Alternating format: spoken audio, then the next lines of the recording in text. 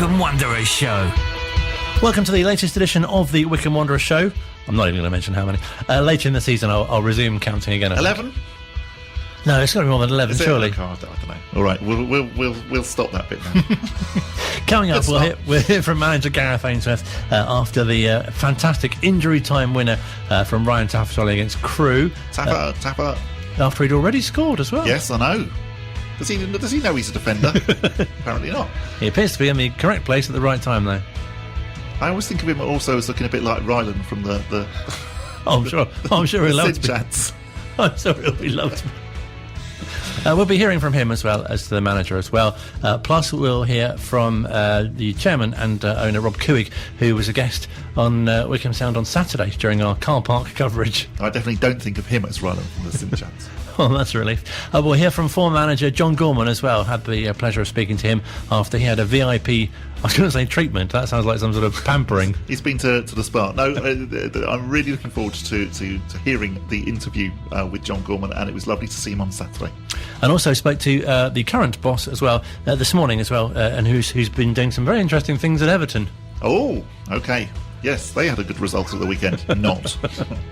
Yeah, he wasn't learning about that, I don't think. So I was going to say, with regards to that, and I understand that he's gone along. Has he gone along to help Everton?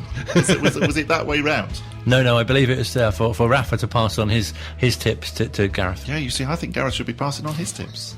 Yes, especially scoring in the final minutes of added on time. Yeah, you know. Aren't games long these days? I remember when games were 90 minutes. Yeah. Now it's close to 100. Yeah, you know, Wycombe games have always been quite long, but I know what you mean. Yes, 90 minutes plus 7 is always. Well, if we were in the video printer days, we'd always be the late kickoff, wouldn't we?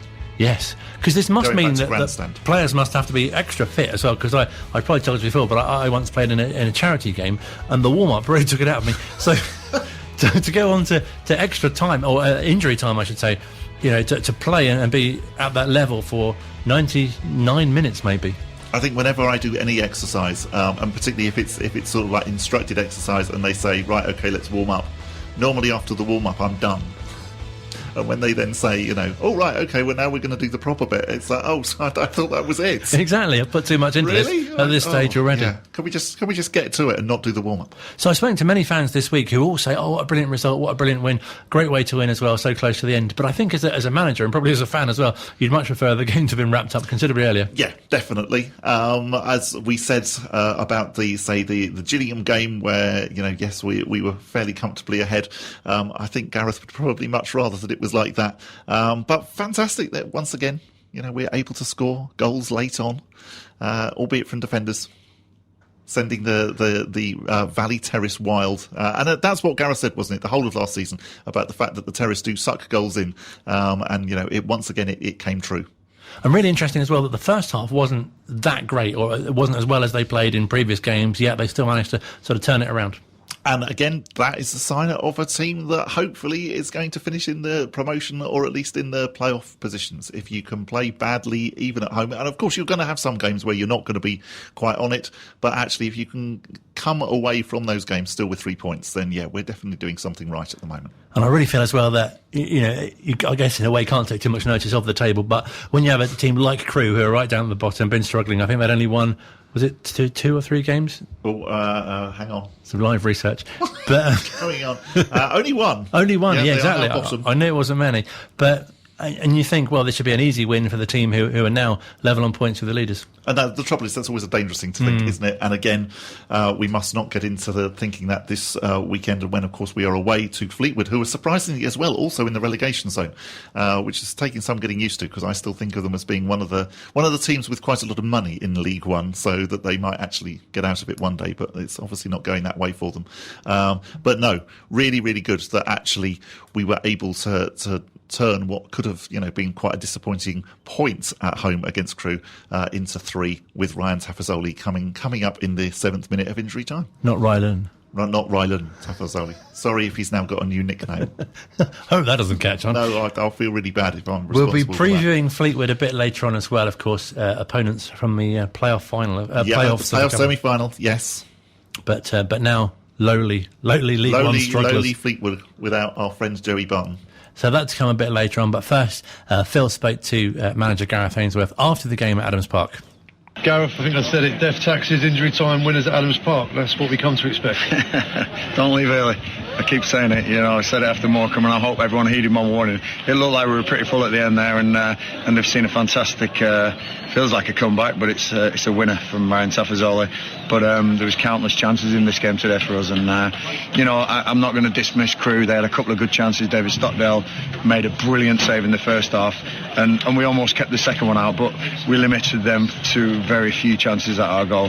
How we haven't scored more today, you've got to give credit to the Crewe defenders, to the Crewe defence and the keeper, and we've hit the post. Brandon's had a couple of one-on-ones, and Akinfenwa, when he came on, I thought the net was going to ripple, and I was going to be praised for a brilliant substitution. But it was one of those moments at the end there, which I think when we haven't played to our maximum, we have been brilliant here, but we weren't as good as we have been today. But we still get the win. I think that's real positive signs for a team that's wanting to achieve this year. The trip last week to Doncaster and the Yorkshire trip, I think took its toll on us a little bit leg-wise. We got home at 4 a.m. Some of the boys would get home then at 5, 6 a.m. because they live an hour and a half away from Wycombe, and that is bound to take its toll on you. But no excuses, it's my job to see that toll and my job to rotate the squad how I see fit. And I think that we got away with it not being at our best, but that's the sign of a good team, I think, and that's really encouraging. There was a certain calmness. It sounds like a ridiculous word to use after what we've just seen, but there seemed to be a calmness about the build-up play, especially in stoppage time. Do you know, I was really proud of him, and I don't know if you listened in on my post-match there, Phil, because these are the words I used. That I said to them, I'm so proud of him for coming back into it. But what I'm really impressed with is the composure that the boys had around the edge of the box. It wasn't just get your shot off at all costs because we need to score. It was, let's work this, let's take that extra pass at times. And Dobbo's worked hard on that in training, and it's something we've been trying to improve on. And the players that we've brought in, over the last couple of seasons, I think are capable of doing this. And the goal actually itself was it was a composed set for a composed cross. It wasn't just a panic, and it wasn't just a set play but everyone will think, it's typical Wycombe, set pieces, long throw-ins to get ball forward. Great. Keep thinking that, because that's your downfall, because we play some real good stuff in their half today, and like I say, how we haven't added to our tally is a mystery, and it could have been more comfortable. But you have to credit Crewe. They defended well. They really tried to break the game up second half, and luckily we scored in that last dying seconds, which gives us the 3 points. And some finished by Ryan Tafazolli as well, especially for a defender.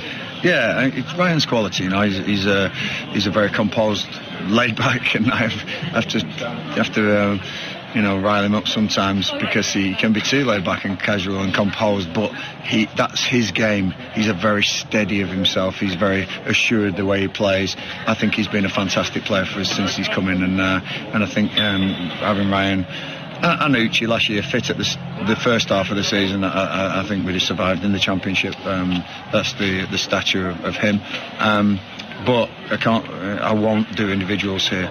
I feel obliged to name the other 18 now, because they've all played their part, and Taff will be the first one to say, I couldn't do it without my teammates. I know that, and he's right, he couldn't, and I couldn't do it without the players and the fans and the staff that I have. So credit to them all.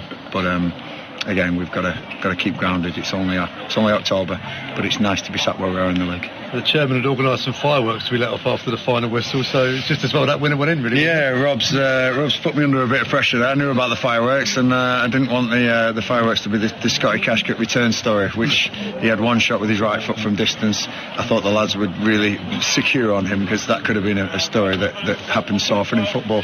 But listen, I cannot praise the Cougs enough. You know that. I've done it week in, week out. I think they're fantastic what they've done for this football club, and I'm hoping to pay them back with some achievement this season. What that is, I don't know yet, but at the moment we're sitting at the right end of the table. It seems to be going really well, doesn't it? Especially level on points with the leaders, as mentioned. It really does. Maybe Gareth could get them some fireworks, particularly as we're coming up to the oh, yes, the time of year, isn't it? Indeed, yes. Yes, indeed. Level on points with Plymouth. So they have a 4 better goal difference than us.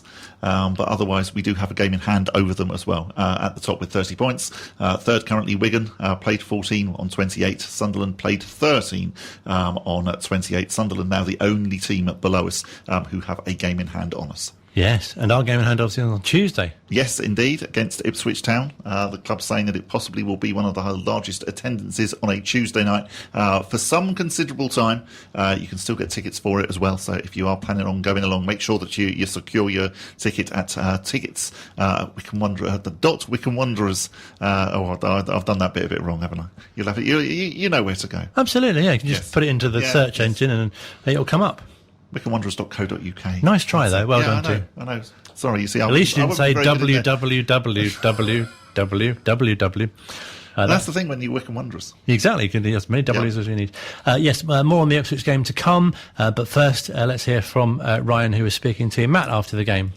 Danger of winning the Golden Boot this season. Amazing game, amazing finish, and you must be so proud of those 2 goals. Oh yeah, I just said that to Anis in there. Me and Toolsy had a little bet with him at the beginning of the season that we're going to score more goals with him. So I think that's 4 for me, 2 for Anthony. We're on 6 combined. Anis has got a lot of catching up to do now. It's going to be interesting come the end of the season. But yeah, obviously delighted to score. It could have been anyone at the end. The balls, deliveries that we were putting into the box.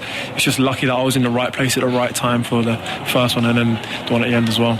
Obviously, games like that didn't really come by last season. There wasn't the crowd, there weren't the atmosphere, there weren't really dramatic finishes. But you've probably heard the stories from days gone by of Wycombe, and you're seeing for yourself now just what team spirit and that kind of culture can generate in the last. Exactly, yeah. I knew all about the team spirit and was aware of the culture here from my early days back at Mansfield. You know, we used to have really tough games against Wycombe. Then obviously Wycombe got promoted to League One when I was at Peterborough, and them games were even tougher. But to be a part of it, it's just something special. And like you said, the fans there, they were the 12th man at the end, and it's times like that if we had them last season, you know, in the Championship, we may have got an extra of 3 to 5 points at home, because at home we're a real good side, and with them they make us that much better. You've had some spells in the Championship and not probably stayed in it as long as you'd want to, but how driven can you sense that yourself and your teammates are to get back to that level and prove that Wycombe belong there and that you as players belong there? Yeah. I've not been in a change room like it. Everyone wants to get back there. The whole club, and everyone's pulling in the same direction. Every single game we're on it. We don't underestimate anyone.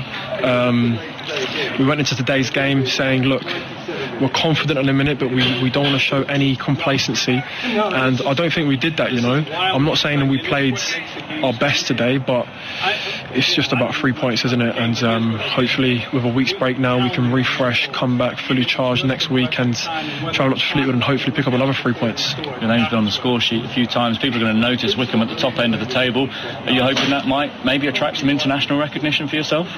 Yeah, that would be brilliant. Obviously with the World Cup next year, playing for the national team, that's a dream of mine. I think if we can stay top, you know, there could be a few lads that obviously could get international call-ups, and that's one of my goals, along with getting promoted this season. So we might see Tafa playing for Iran, which would be quite exciting, wouldn't it? That would be very good. Just the worldwide Wanderers phenomenon continues, not only with the fans but also with the players as well. Yeah, absolutely. Got different connections with different nations. It's quite impressive, isn't it? The website address that I was completely failing to remember before the Tafa interview was tickets.wwfc.com. I knew it was something slightly different from the traditional wycombewanderers.co.uk website. It's tickets.wwfc.com. And then on Saturday, of course, because Wycombe Sound now do broadcast, as you so nicely put it, in the car park. Back in the days, a lot happens out Radio of 1 would have called it parks, the Radio 1 Roadshow by the beach or whatever, but actually they were always in car parks. They never said car parks, but Colin actually just goes for it and says, yeah, actually we're broadcasting from the Adams Park car park, rather than like from the I don't know, the Wycombe Wanderers or Wycombe Sound Super Gazebo. That's what you should call it. But anyway, on Saturday, Chairman Rob Couhig came along to our Super Gazebo and had a chat to Rob Lesperance. That we've managed to get rid of Luke for a little bit, which is great nice, news. isn't it? That's and nice. Replace him with Rob Couhig. Hello. Hey! Very good afternoon. Welcome to Wycombe Sound. Thank you for joining us. Well, thank you guys for being here. It is a big part of our Saturdays now when you guys are here. And I mean that. When you can walk into the grounds, you can hear the music. It's as I told you when I walked in, it's a very distinctive Wycombe sound, and it's a terrific Wycombe sound. Thank you. I'm going to get that on much. a T-shirt. That's very good. Right. Yeah, it's very good. You see, you say that now, but you wait until it's kind of like January and it's -2 out here and frosty. I didn't mention I can't come in late January. Of course not. No, I was going to say, Wonder of Wycombe is great because it's like not every match, but we've got a great atmosphere going here. It's just getting better and better and better. What's next? Where do we go from here? What do we go? Let me tell you this. My friend Mr. Massey and I were talking about doing more stuff for children. Yeah. And all I can say is we have our eye on something that I think will be worthy of the name Wonder of Wycombe. Wow. And if you know me, you know when I say something like that, I'm not just kidding. It's going to happen. Can you give us any clues? Any sneaky clues? Think about things that may go around upside down and all of that. So we'll see. Okay. All right. We'll see. That's a good clue. But the other thing we'll do is we will continue to put a good product on the field. We will work to make sure everybody here has a good time, regardless of how. Look, and let me tell you be serious for one moment, my philosophy. Yeah. I can't control, you can't control what happens on the pitch. We can make sure we put the best product out there that we can. What we can control is making sure this environment is fan-friendly, that people have a great time, they can come and get quality food, they can have a couple of beers and enjoy being with their friends. My hope is that by the time we get to the 7th game of the Wonder of Wycombe, people will say, that was such a great time. By the way, did we win? Yeah. And then I will know we have achieved some degree of success. It's definitely the experience, isn't it, that they're trying to promote. They really are, aren't they? The wonder of Wycombe. Sorry, things that go up and down and round and round. Fairground type attractions? I think so. Are we going to have a new actual... Are they turning Adams Park into a theme park? Well, maybe, yes. That would be quite exciting. Because many seasons have been a bit roller coastery. They have, yeah. The Gareth Ainsworth roller coaster. Yes. You go all the way down to like Torquay, and then you go all the way up to beating Oxford United. Yeah, clever. That'd be good. Have you been involved in the planning? Well, no, but I think I possibly should be if they're listening. I want to be. I want to at least have a credit on the new Gareth Ainsworth roller coaster, and everybody puts on wigs so that they look a bit like Sergio Torres wigs. Yeah, no, I was more thinking Gareth Ainsworth. Sorry, wigs, yeah, but actually taking a wrong turn. Probably the only person connected to us to have better hair than Gareth is probably Sergio Torres. Still to come on this week's Wycombe Wanderers Show, we'll hear Sergio Torres mentioned. I know that because I did it in a chat with John Gorman, who, as we mentioned, was a VIP at the game on Saturday as well. Everyone was at the game on Saturday, weren't they? They were, yes. And we'll hear from manager Gareth Ainsworth about what he's been doing this week and also plans for Fleetwood. Don't leave early as well if you were at the game. That's also a good tip. Yeah. Here at Wycombe Sound. Online, on Radio Player and on 106.6 FM. This is Wycombe Sound. Still to come on the Wycombe Wanderers Show, we will be hearing from manager Gareth Ainsworth ahead of this Saturday's trip to Fleetwood. If you are making that long trip as well, I can definitely recommend a chippy in Fleetwood, which was so good that actually I wrote it down so that I would remember which one it is. It's the Granada Fish Bar. So yeah, if you are going to Fleetwood, and do go along and say that Bob from Wycombe Sound said so, because you never know, they might give me free fish and chips. Anyway, that is the weekends to come. The previous weekend, of course, John Gorman was one of the guests at Adams Park, former Wycombe Wanderers manager, and of course somebody who was involved previously in the England setup as well. He's been speaking to our very own Colin Besley. Yeah, it was a great day out. I took two friends with me. One of them just loves football and that, and the other one was a big Wycombe fan, and I promised them one game I'd take them up, and with COVID and with things like that, and I've never had a chance really. Keep meaning to go, and we chose that game, and it ended up being obviously very exciting at the end especially. And yeah, it was a wonderful, if anything, it was almost, they loved it more than me, because I was Matt was going, can you go here, can you do this, can you go in the boardroom, can you speak to, it was a bit of my time, which was, I was just quite happy, because Steve Hayes, he gave me his box, you see, and I just wanted to have something to eat, watch the game, but I did enjoy when they said they said to me, take me on the pitch at half time, and I went, oh, you sure? And anyway, but when I got there, the welcome I got from the fans was fantastic, and I was obviously my two friends were over the moon. They couldn't believe how good the fans were, and it was just it was lovely, really, and it was a bit special. It ended up a really special day. So what were your thoughts on the style of play? Because I know we had Alan Parry on the show recently, and he was saying that, obviously that the style of play that you had Wycombe playing was pretty special, and it must have been great to see. Yeah, I mean, funny thing is, I think everybody kept saying to me, oh, we're on with the...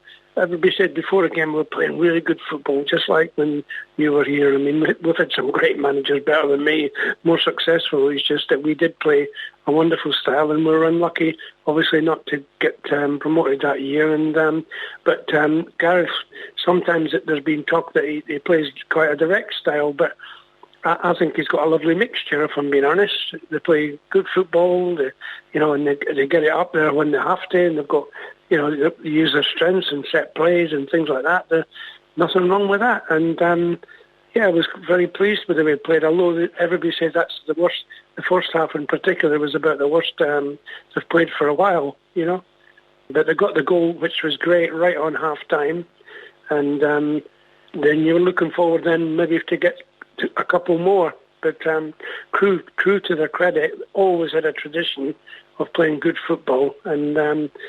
they got better as the game wore on, and then they got their chance, and it was a great goal, to be honest, a great move, and they really plugged away at times and showed a lot of character. But Wycombe have so much desire, and obviously from the manager, I mean, the assistant manager, Dobson, and Matty Bloomfield now is there, which is one of my ex-players with tremendous character, and he has the same driving him like Gareth, so it was lovely to see the way they just kept going right to the 97th minute, so it was a wonderful result.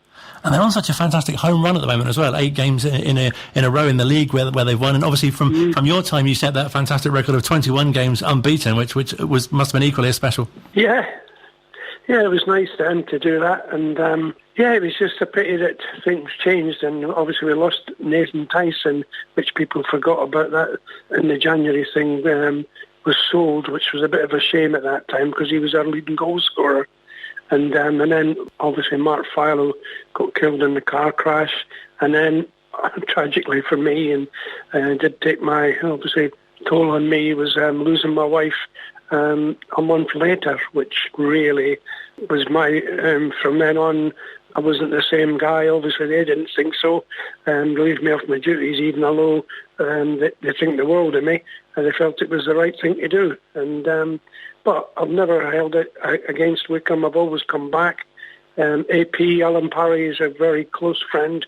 We keep in touch about the games all the time, Because he was saying to us that how basically he essentially gave you a call and said, can you come and help out the club? And initially, obviously, you took over as caretaker manager, and then as Tony Adams' assistant as well. Yeah, well, what happened was I just got relieved of my duties, unfortunately, at Tottenham, and obviously they were making the change at Wycombe, and they asked me just to come in as a caretaker, and even then I loved my time there, if I'm being honest. I was, if I look back now, that was...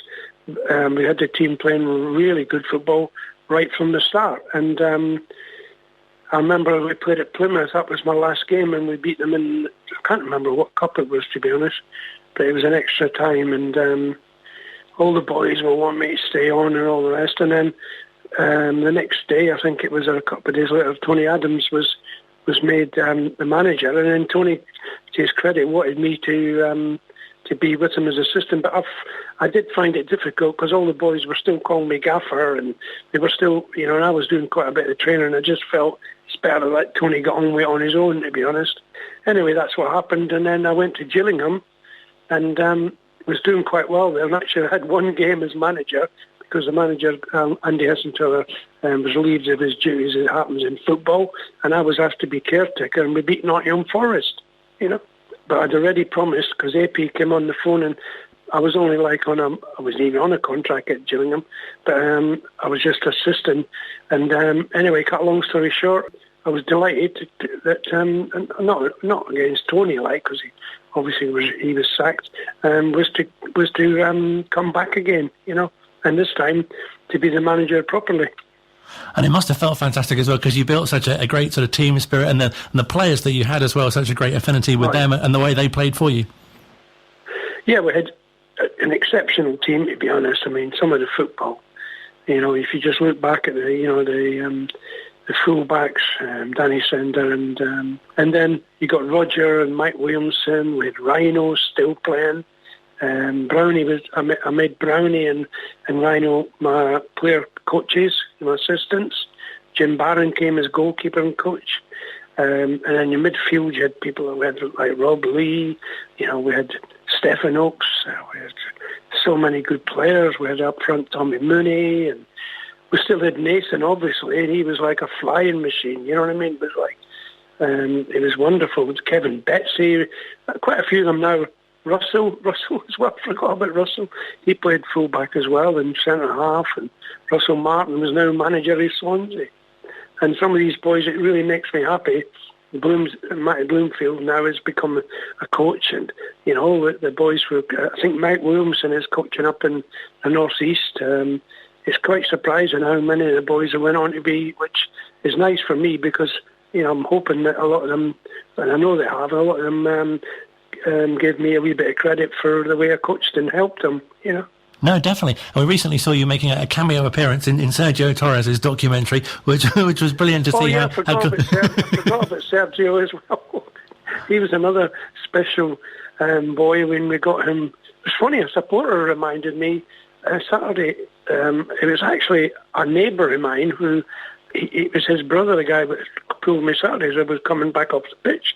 And he told me about his brother still asking for me, and he was kept on at me about coming back when Tony Adams was manager, and I kept saying, no, I can't come back, and I've got Tony Adams, and ended up he was right. And then he was the one who actually told me first of all about Sergio Torres, because he had watched a lot of the Basingstoke's games, you know. No, it's lovely that you're able to kind of help his career in that way.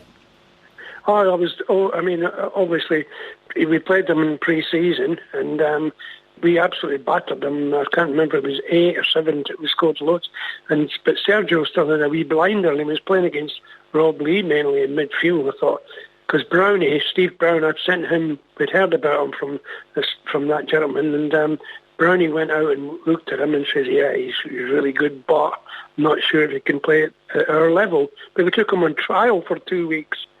And the boy kept saying, "What's happening? Am I going to get signed?" And anyway, we signed. I thought he was fantastic. I loved his way of playing. He was exciting, and the fans loved him because of his hairstyle as well, and became a real cult hero, didn't he?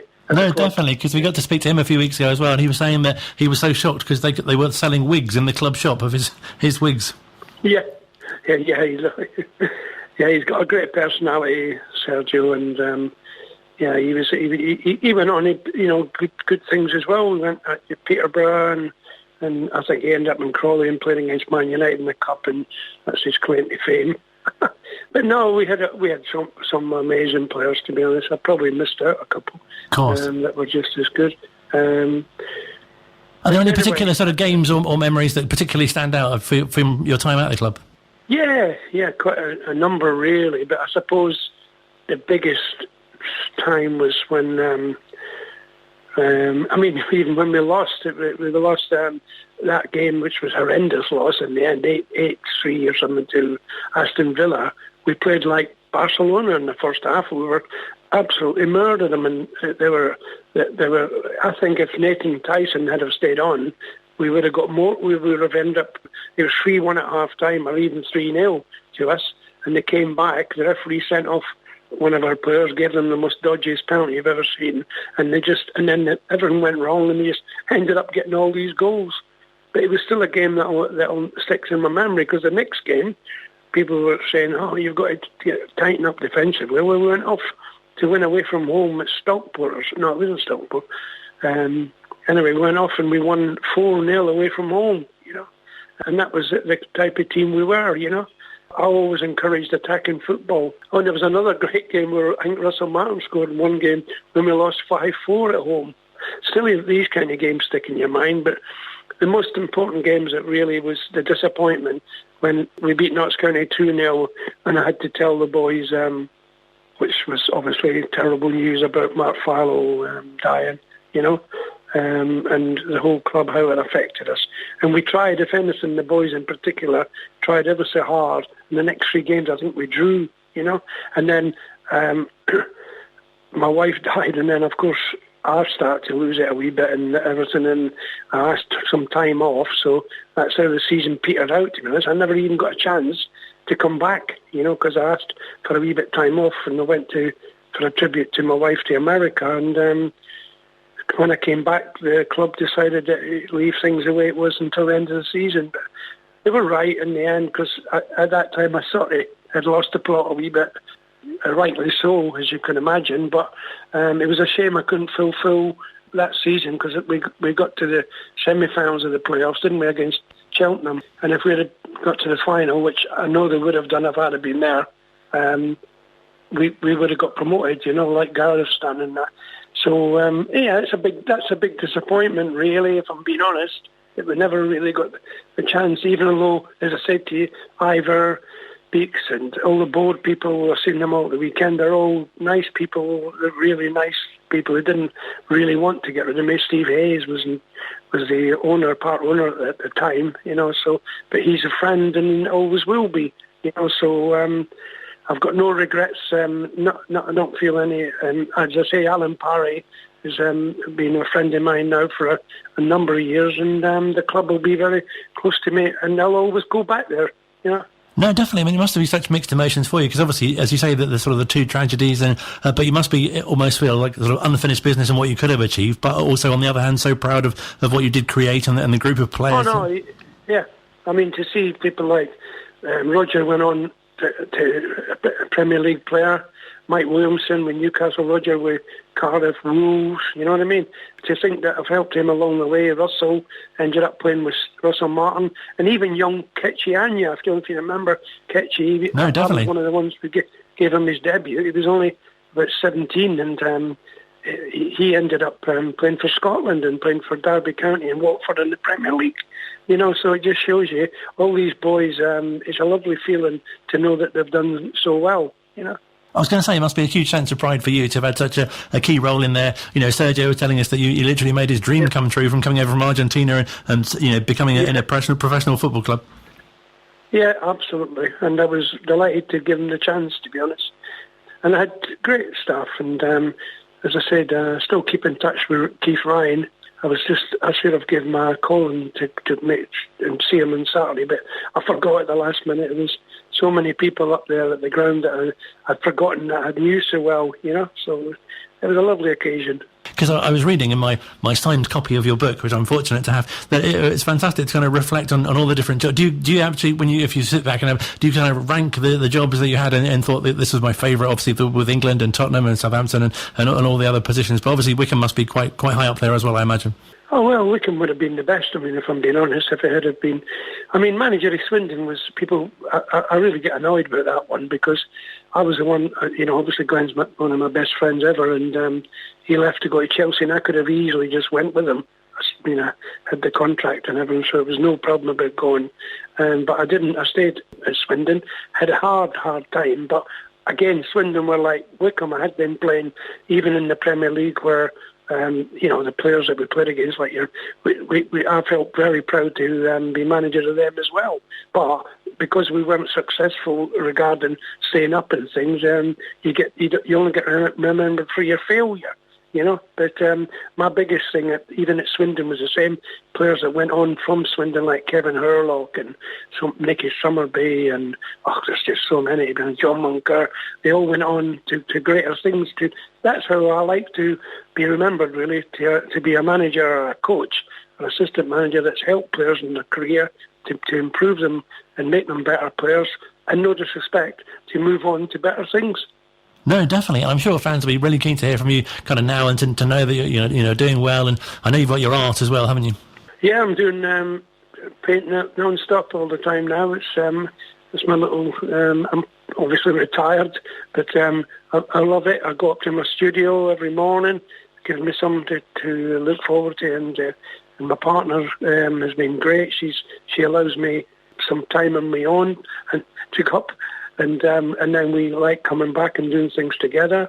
I've still got my family, my daughter, who's my grandson, who I remember coming to Wycombe when he was a tiny tot, and he's 20 now. My granddaughter's 15, and I've got my son in Thailand with 2 Thai grandchildren, and he keeps me in touch. He sees more about. He was the one that sent me the article for and the little video today about Wycombe.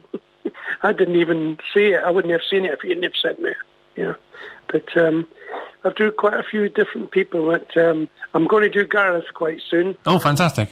I spoke to his wife, and she's seen some of my work actually as a shop in Crowthorne, and it's amazing how many people just word of mouth who've asked me to do paintings. So I'm enjoying. I've done quite a few people from Wycombe and from Tottenham Hotspur mainly as well. Up in Mickey Hazard has me up sometimes to one of these auctions to raise money for cancer charity. And I do quite a few paintings for that, all different players. And I'm always being asked to do something. And I do loads of family portraits, and I do landscapes and abstracts. You name it, I'll draw it. No, it sounds a fantastic kind of release for you as well, a real sort of source. So if you know anybody that wants any paintings, you can give them my email. That's fantastic. No, certainly will. I know from Sergio's documentary as well, he was really pleased to receive the one you gave of him. Oh, yeah, I did the one for Sergio as well, yeah. Yeah, I did that for Sergio and gave it to him just for the documentary. That was a quickie as well, yeah. I keep forgetting about Sergio. Yeah. And just finally, what's your message to Wycombe supporters? Because obviously it's a fantastic time to be following the club, and obviously they had the championship run last season as well, which must have been great for you to have seen that they got to that stage as well. Yeah, well, I could see them doing it again, getting back up, and this time they'll be even more stronger. And because it looks like the new owners come in and helping the previous owners and the local people, and which is they've done a good job as well. They're sticking by the club, and now who knows? Then maybe one day they'll get a stadium improved, and they'll get, which would be nice. I said at the weekend there, if they got more fans from the bigger clubs, instead of always just going to see maybe when their team at Tottenham or Arsenal or QPR, West Ham, whatever. There's loads of fans in Wycombe that support the Premier League clubs. They'll just come along the road and support them and get behind the boys and get them back into the Championship, and maybe the ground will get improved, and who knows? Look at Bournemouth, look at teams like that, and Brentford. They've now got a new stadium and everything. So I remember playing against Brentford as manager of Wycombe. So why couldn't a team like Wycombe do it if they got the right backing? Obviously, they've got the manager to do it because he's got great experience. He's the longest-serving manager now, probably in the Football League. He's done a wonderful job, and I'm sure he's going to continue to do so. And Matt Bloomfield, obviously a great advert for the club as well. Who was there when you were in charge as well? Yeah, he's been there now for about 17 years, I think, or something like that. I came to his 10th anniversary, and I think it was when he was only 30. I might be wrong. Yeah, I think he was. Marty's a diamond, and there's people like him at the club, like people like they did in the past, like Keith Ryan and Steve Byrne and people like that, then they can't go wrong. And just finally, what do you think is so special about the club? Because obviously people have been there so long, people keep coming back, and you speak to former players and managers, and they obviously all have really enjoyed their time in an association with the club. It's a hard one, really, because I never thought until you get there that you're going to have that relationship with them. But as I said, I would like to have seen more fans, but what I liked about them was they did enjoy good football. They do like a nice brand of football, and they're very, very supportive, and they're very loyal, the ones that are there all the time. And, I think it's just one of these clubs, like I say, people have been there, stick by them, and all the old players always end up coming back, don't they? So everybody makes you so welcome, the fans make you welcome, the board, the people who are in charge, and so it's nice. It is a family club, but there's no reason for a family club not to become a big club. Fantastic to hear from John Gorman, and really, really impressive, I thought, to hear the sort of love and affection that he has for Wycombe Wanderers, considering that he's worked at so many different clubs. I know, to hear him talk, as you say, and you can, obviously he was assistant manager with England and at Tottenham and Southampton, and he talked a bit about Swindon, who said because he didn't do, I guess, quite as much there, but after Glenn left and he stayed and was the manager. But when you consider his time at Wycombe initially, after that phone call from Alan Parry, just to be a caretaker manager, it must have been strange to sort of not get the job, because as he said, the players got on so well with him, still called him manager. He was taking the training when Tony Adams came in. Apologies to Tony Evans, he wasn't involved. Legally, you probably have to say that. But also, I think in his book I was reading that he pointed out that Tony Adams was favouring a sort of zonal marking system, whereas John Gorman had always kind of wanted actual players to be marked, which he felt works better. And I guess they were very different sort of styles of football that they both kind of believed in, if you like. And you might recall when we spoke to Alan Parry the other week, he was saying, what would Tony Adams have known about League Two football as well, whereas, John Gorman is very experienced in all levels, as it appears. It always came across as being a bit of a strange appointment, and one of those appointments that actually we were hiring a manager to maybe generate ticket sales when we appointed somebody like Tony Adams, whereas John Gorman, you just thought, well, yeah, we're appointing a through-and-through football man who clearly knows his stuff, and very much probably is a Wycombe Wanderers legend, but actually, if circumstances and things obviously had worked out different, could have been our manager, for a long, long time. And he obviously feels as well, it was sort of like 15, 16 years ago now, but it feels that, he had sort of unfinished business, and he sort of said how far they could have gone and could have got promoted even as well if he'd have stayed. And, I think obviously at the time with the double tragedies that he experienced, it was probably right that he did kind of have a bit of a break. Definitely, and obviously he went to Northampton after that, but since, been at MK Dons, and he's retired now, he was saying, and obviously working on his art, and it was great to see him at the game on Saturday. Yeah, really, really good. Just one of those really genuine, nice football people. And I think you're absolutely right. It always felt like destiny that one day he would manage us, and I'm glad that he did manage us, because a wrong was righted when he was appointed our manager, and just a shame that actually he wasn't our manager for much longer, because I think definitely he would have been up there along with Martin O'Neill and Gareth Ainsworth as somebody that we talked about for years and years and years. And so nice that he was kind of happy to come back as well, because you'd have thought any other person would have thought, well, you passed over me for assistant manager with Tony Adams, why would I want to come back? But it was fantastic that he was happy to do so, and as we were saying, the players that he had and the sort of style of football that he played as well were fantastic, that he was able to cultivate that at the club. Yes, really, really pleased that he was invited back, and just lovely to hear. One of those interviews that you could listen to all day. Yes, I thoroughly recommend it. If you get the opportunity, put the podcast on, listen to it all day. Yeah, good suggestion. We want to be top of those podcast charts. Still to come on the Wycombe Wanderers Show this week, we'll hear from manager Gareth Ainsworth, find out what he's been doing this week in Merseyside, and also, of course, looking ahead to the trip to Fleetwood, where Bob also may well recommend other establishments where you can check out if you aren't going.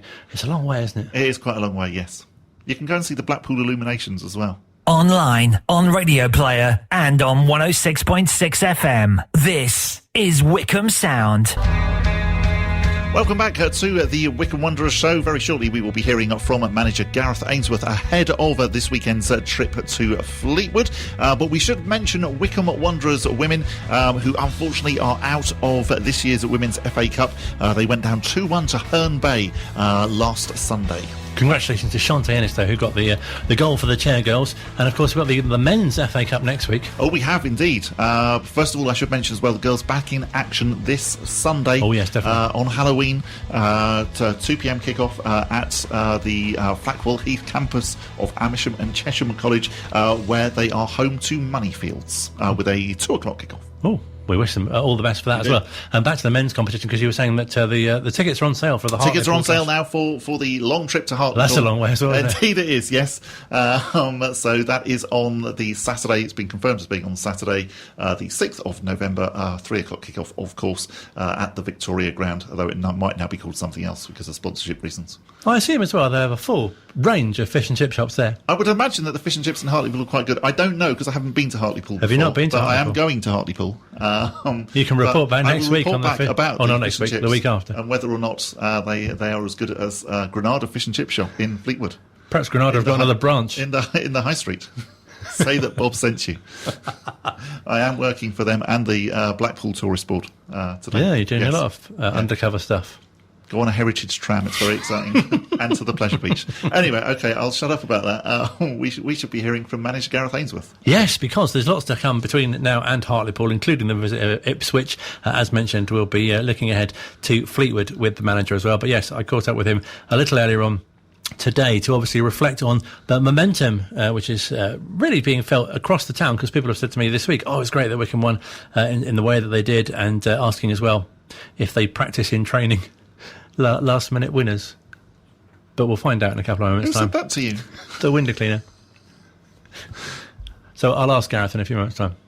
But yes, first, his thoughts on the momentum on such a brilliant run, which culminated in 8 home League One victories on Saturday, home to Crewe. Yeah, it really is, Colin, and we never know when we'll beat, we never know when we've drawn, we always will go to the end and finish the game strong. I got to credit my fitness teams, the lads are fit and they're really pushing at the end there, and it was great to see, really, really was great to see. So I'm looking forward to obviously building on that, on the points we've got so far, and as you say, the league's taking shape now, and there's no hiding now from what it looks like. We're at the right end of the table, which is great, and performances have been good, and the squad is fit. So, like I say, the credit it goes to the people who have kept my boys fit, who have given me the best teams to select from, and of course the boys on the pitch, the ones who've played, they've been outstanding, really have. And the fans, having them back, I said last year, would make a big difference, and I really believe it's making a big difference as well. Seeing Adams Park, getting plenty of people down. We want more. We want to try and get more. We want to try and get this town absolutely buzzing with what we could achieve this season, because I'm really proud of the boys, and I know the town is too. So if we can get down and let's get the place absolutely full. Do you work on stoppage time winners in training? No, we don't. No, we don't. No, we're renowned obviously for our attacking prowess. I was an attacker when I played, and now Richard Dobson's worked a lot on the attacking and how we do it and how we deliver crosses into the box and how we will get on the end of things, and different formations, different variations of attacking play. And I thought we saw most of it in the last 10 minutes against Crewe. We really, once they scored, it's amazing how goals change games.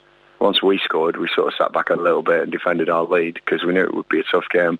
And once they scored, we threw caution to the wind a little bit and went again. And that was the way I liked playing. I liked playing like that. And for the last 10 minutes, we really, really drove at them and showed a lot of the attacking prowess that we've come to improve on over the last few months.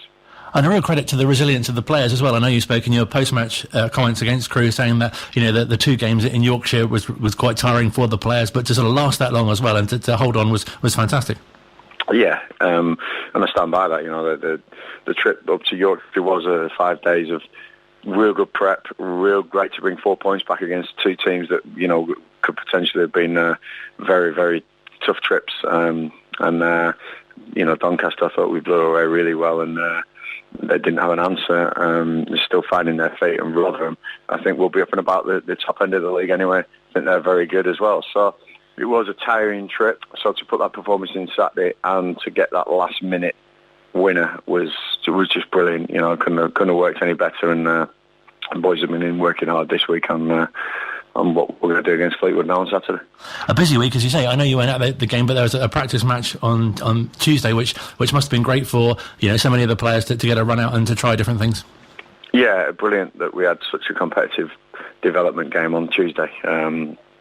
But players like Chris Farina, who really excites at the moment, and Ollie Penderby, who we've seen plenty of, and then some of the young boys spattered with Jack Grimmer, David Wheeler, Dominic Gape, these older pros playing in these games just give it so much gravitas, and Bournemouth, lucky enough, brought some names in their team, so it was a real battle and a real sort of almost a league game. It was a great one to see. I watched the video, and I was pleased to see that. But it's something that we wanted to do here.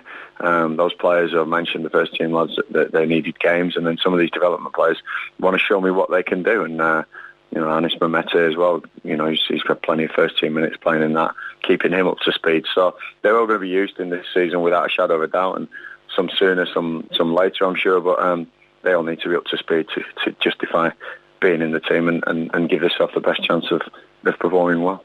I mentioned you weren't at the game, but I understand you've been doing something quite interesting this week. Yeah, I was lucky enough to be invited into Everton to watch Rafa Benitez take training at Everton, which was phenomenal for me to go up there, and I can't thank Rafa enough for the invite that really opened up to us. There's three of us up there, and it was a real intimate sort of day with Rafa Benitez, one of the greatest managers that has managed in England. As Champions League winner and La Liga, Serie A, and he's a really well respected guy and brilliant to get an insight into how they do things at the top level, and plenty of learning from me still. I don't never want to stand still. So through the LMA, we were able to get these privileged little moments, and we're really, really proud and had a really good day on Tuesday with Rafa. So what's some of the main things you took away from that day?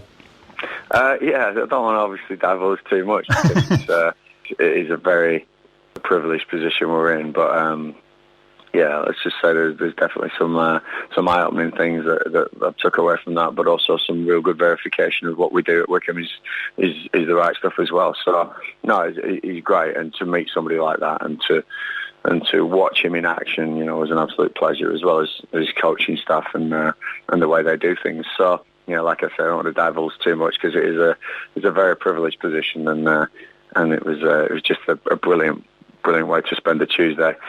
Probably second best to coaching homeboys and getting the best out of them, but really good, really good. As you say, it does sound a fantastic opportunity both to help your own development, but also that benefit the club as well. Yeah. Obviously the worlds apart, the Premier League and League One, but in some things we're not worlds apart, which is great, and it's bridging those little gaps that I can do with the knowledge I have and with the staff I've got. And back to Wycombe, I'm really, really proud of what we are here. Really, really proud. And like I said, a few verifications of what we're doing is spot on, and I've got a brilliant team behind me. And as you say, back to Fleetwood on Saturday, and it seems that you've had a few sort of tough away games against some of the top teams, but more recently as well, just due to the way the fixtures have worked out, I guess, but 3 of the bottom 4 that you'll have faced.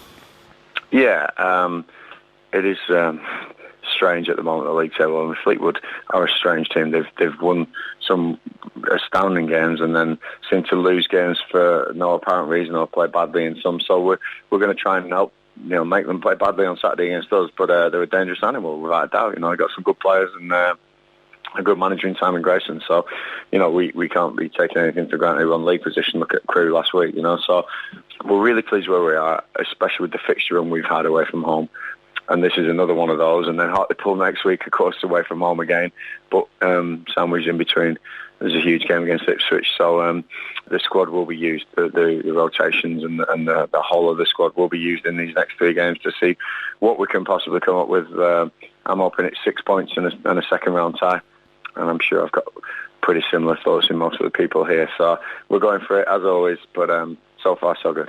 And you mentioned getting behind the team. Tuesday sounds already like a fantastic opportunity with a bumper crowd expected. Yeah, we're trying to get people into the building, and like I say, Ipswich coming to Adams Park, the fixture that 10 years ago would have been a huge Premier League team coming, and we would have probably been a League 2 team, and that would have been an absolute sellout or an absolute come down and watch the superstars. We're on an even keel now, and we deserve to be on an even keel with them because they've had a real dodgy spell, and we've had a real upturn, and so that puts us on the same playing pitch, hypothetically and literally. So we're really looking forward to pitting our wits against one of the big spenders in the league, and I said to do it with a packed crowd behind us would be absolutely awesome. So my message is, get down, get behind these boys, because these are special times at Wycombe. Especially because they're bringing 1,800, which is that just Matt Bloomfield's relatives that are coming? I'll have to get Matt and make sure he's not got any Ipswich memorabilia or kit under his Wycombe socks. But no, if there's one man you could count on his Wycombe loyalty, it's definitely Matt Bloomfield. Even though he's an Ipswich Town fan, and we all know that. But even Matt that night will be rooting for the chair boys. Believe me. He's a top guy, and he's fitted into his coaching role absolutely brilliantly, and he can't wait for this game as well as many others. So if you can't wait for it, make sure you're down there watching it, because we need you. I'm not quite sure if he got the bit that you were saying about Matt Bloomfield. I was a bit concerned as well. I think you might have been banned from Adams Park. I thought, why else would so many people from Ipswich be coming to Wycombe on a Tuesday night? Particularly because they're not doing very well, are they? No. Very strange. It sounds like it'll be a bumper crowd on Tuesday anyway. You're going, aren't you? I am definitely going, yes. Don't leave early as well. No, watch out for the roller coasters. Indeed. And if you are going to Fleetwood on Saturday, then I can definitely recommend Blackpool Pleasure Beach as well. What's the parking like? It can be quite bad because it is, of course, half-term, actually. Oh, yeah. This episode has been brought to you by the Lancashire Tourist Board. We're not sponsored by Fleetwood, honestly. Hoping for another win, I reckon. Sorry, say that again. I reckon another win. Of course, always. 2 wins coming up, 6 points, before we're on air again next Thursday. And you can always listen to us on the podcast as well. Up the Wick.